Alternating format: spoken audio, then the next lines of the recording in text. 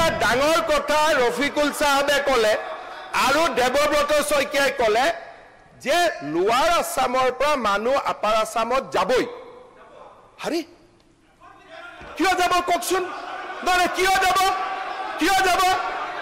তাৰমানে আপোনালোকে গোটেই অসমখন ল'বই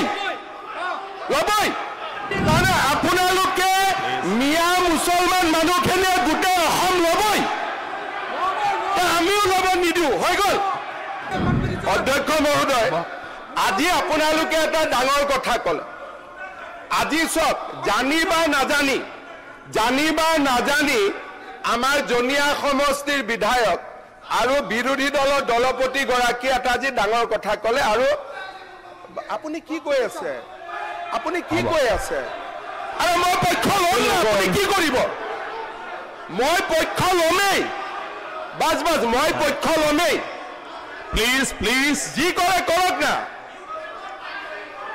মই ল'মেই ক'ব দিয়কচোন মই ল'মেই নাই ক'ব দিয়ক ল'মেই আরে কি লাগে এতিয়া আরে ভাই নহয় মই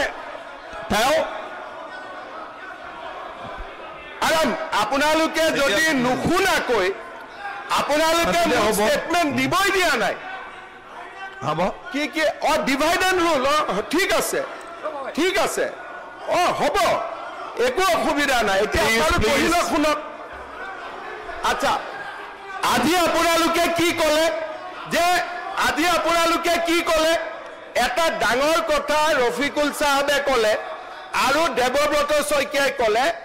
যে লোৱাৰ আছামৰ পৰা মানুহ আপাৰ আছামত যাবই হাৰি কিয় যাব কওকচোন মানে কিয় যাব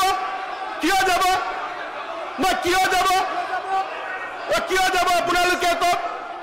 তাৰমানে আপোনালোকে গোটেই অসমখন ল'বই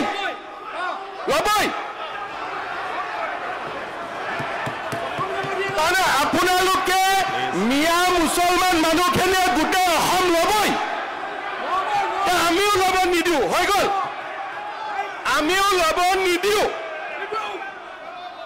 আপোনালোকে আজি হাউচত ক'লে যে আমি ল'মেই